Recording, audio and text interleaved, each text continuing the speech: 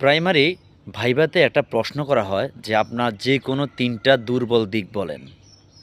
তো অনেক ক্যান্ডিডেট আছে যে দুর্বল দিক বলতে গিয়ে যে নিজের অ্যা যে একেবারে যে দুর্বল দিকটা রয়েছে যে অনেকে টিচিং মেথডে যেহেতু টিচিং প্রফেশনে ১ম প্রবেশ করতে যাচ্ছে।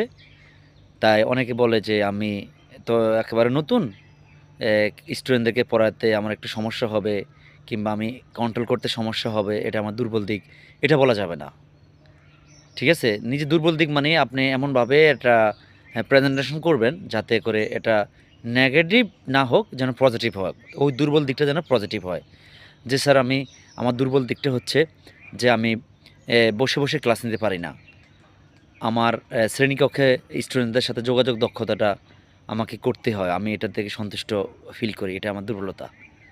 কারণ অনেক টিচার আছে বসে পড়ায় কিন্তু আমি এটা পারি না। জাস্ট এটা দুর্বল দিক, কিন্তু এটা পজিটিভ হয়। তো এভাবে উত্তর দিতে পারেন। ধন্যবাদ।